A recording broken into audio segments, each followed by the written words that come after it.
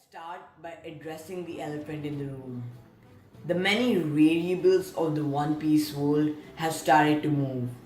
So when Oda writes that, I really doubt that he's only referring to the Revolutionary Army and the war nobles. I believe Oda is referring to a lot more.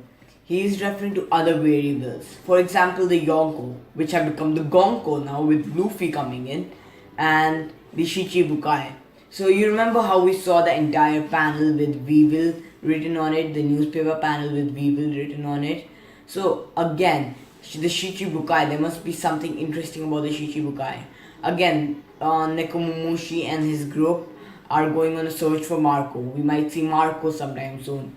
So all I'm trying to say is I'm trying to make a point that Oda is not only referring to the Revolutionary Army, he might also be referring to other things, because I think Oda would just want to go wild with the start of this Reverie arc.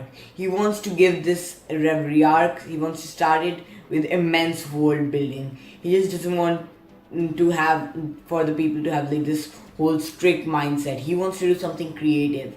He wants to go all out, even if the some of the variables won't play an important role in the reverie. He would like to introduce them or reintroduce people like Marco or Weevil, just so that we have it in, we just keep it in our minds that they will have an important role in the series again. So the cover story this week, we have got Olympus, and he is in his kingdom, in the Standing Kingdom, and he is giving the king his resignation. He's like, I don't want to do this anymore. I will not tolerate being an adventurer anymore. I'm gonna go out to the sea and join the Straw Hat Grand Fleet. And his king is like, you idiot, you told me that you will help me explore the world. You told me that you will help me conquer territories. But now you're bailing on me. I won't agree. And he's just throwing the resignation letter at Olympus. And he seems pretty pissed. Why wouldn't someone be pissed at Olympus at that point? Or he funded Olympus for such a long time and now Olympus just quits. Yeah, I think it was a mistake from Olympus' side. Anyway, this cover story for this week was not that elaborate. It was really specific, mainly because the chapter which is coming ahead of this, is just mind blowing. It's just one of the greatest chapters of One Piece, which we have ever had. And I believe the Reverie arc might just be the greatest arc One Piece has ever had, mainly because of the world building and because of the new introductions which we get, like in this chapter. When we are talking about One Piece chapter number 904, there are two main things a person will talk about. Firstly, the commanders of the Revolutionary Army showing up, and secondly, the declaration of the war. So I'm gonna start with the commanders of the Revolutionary Army and what I think about them. So let's start with the commander of the West, or the Revolutionary Army West Army Commander. So he probably controls the West Blue and the west portions of the Grand Line. They probably divided it with like this whole ruler which they have used. They divided their territories. So yeah, Morley, you're gonna rule this portion. Yeah, anything coming up over there, yeah, you're gonna report that to Dragon. Yeah, Belloberry, yeah, your job is to take control of the East Blue and just see what's going on. The Goa Kingdom, yeah, that's your responsibility. So that's what I think is just their whole plan or their idea of this. So they are usually scattered around the world. One will be in the west, one will be in the east, one will be in the north, one will be in the south. I have no idea why I wasted so much time just saying that, but anyway. So Morley is a giant, an Okama, and has a trident, and has a clay devil fruit, probably. Yeah, let me repeat that.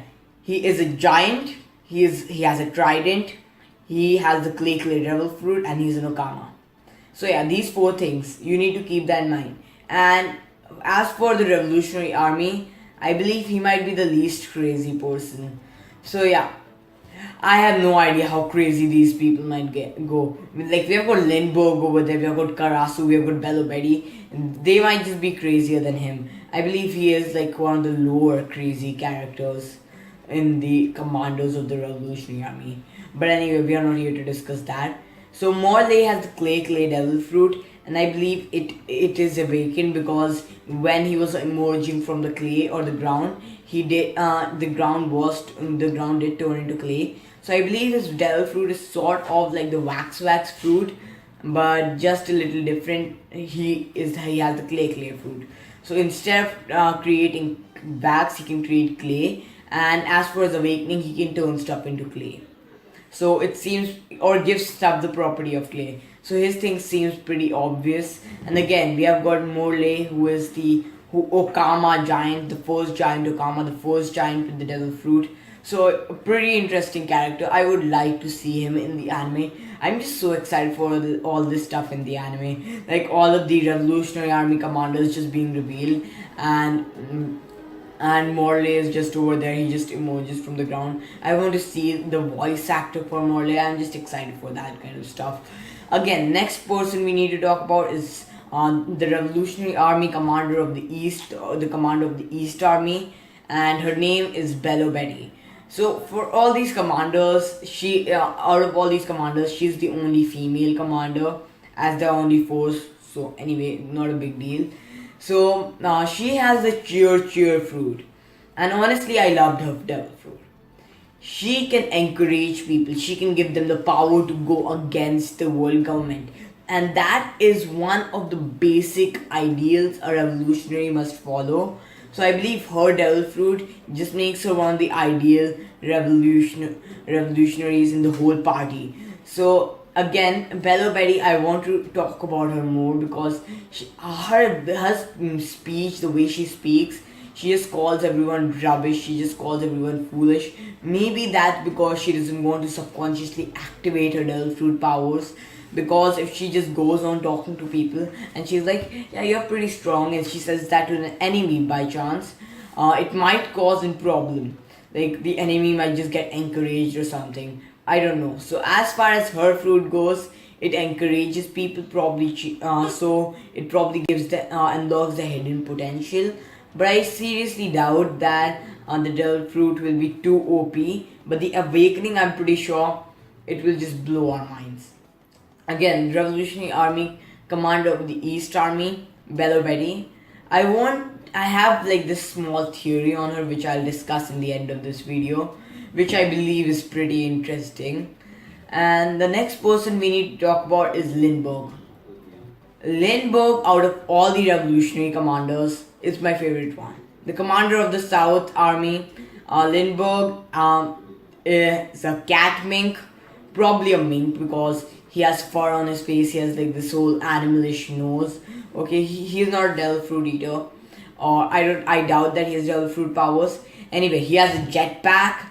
Then he has a snowball machine, which is pretty cool. He's the inventor of the revolutionary. He's the inventor. He creates gadgets. So I believe that is pretty interesting. Like he's like the Rocket Raccoon or in the One Piece universe, and I believe Oda has just taken that in reference directly. Anyway, Lindbergh and all the other Revolutionary Army, the 3 of them which we have referenced till now, which we have talked about till now, are wearing this Sabo-ish hat. Sabo is their fashion designer, 110%, and Lindbergh is the one whom I find the most interesting.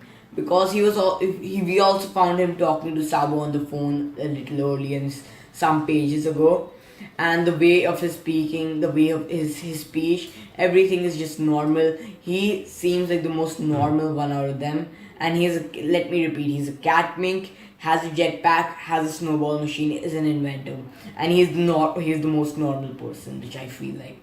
The next comes Karasu.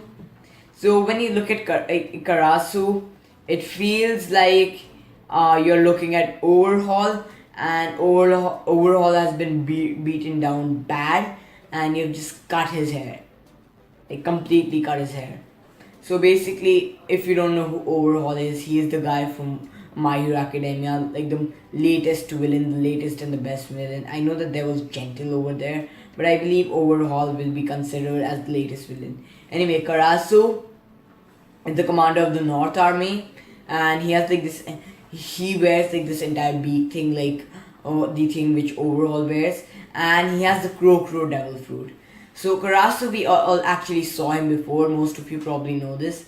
We saw him in Dressrosa in in the panel when Sabo was leaving Dressrosa. Sabo was like, so you can split up into crows anytime, anywhere, and you can split into how many ever crows you want. And he was like, yeah, pretty much. And he is the commander of the north. So this kind of tells us that Dressrosa is towards the northern side of the One Piece universe. We get to know, we learn something new about the geography of the One Piece universe. As Karasu was there, it's probably towards the northern side. Anyway, Karasu looks cool. His eyes, he looks wild. He looks like he's high on steroids. Anyway, Karasu is one of the, all of their, is the only, Karasu is the only one of them who is not wearing a hat. Probably because he's bald, but anyway, Karasu is not wearing a hat. Anyway, Karasu is one of my, all of them are just amazing characters. I want to see more of them in the future, which we will, because Dragon has declared war on the world government.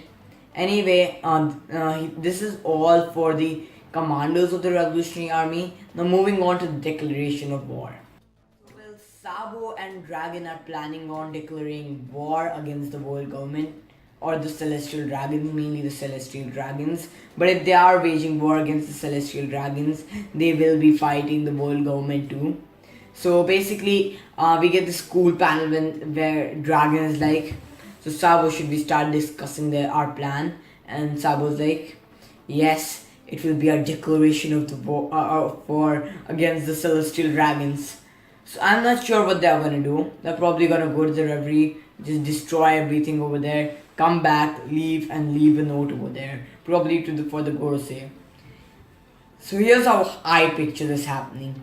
Sabo, using the powers of the Mera no Mi, will just ignite like a complete tunnel of flames in Marijoa or something, and Dragon will just blow winds and the flames will spread, and it will be havoc. Everything will be on fire. Gorosei will look out, they'll be like, what the hell's going on? And then in the top, in the sky, Sabo will be making like this entire signal, and it's like Dragon and Sabo were here. P.S. we are declaring war on you. So that's basically how I picture this happening, and then all of them just get the hell out of there. So there will be combat. We know that there will be combat. Every one of them will get like this entire fight. I want to see Dragon versus Akainu. I'm pretty sure it's gonna happen because Akainu is probably near Marijoa right now. So he'll just quickly go over there. He'll be like, we finally meet again, Dragon, or something, if they have met before. And Dragon will be like, it's you, Sakazuki. And the war will begin. And probably Sabo will be involved in their fight too. Sabo will be like, this is for Ace, and fire fist the hell out of Akainu. So yeah, it's gonna be pretty interesting. I'm excited for the declaration of the war part.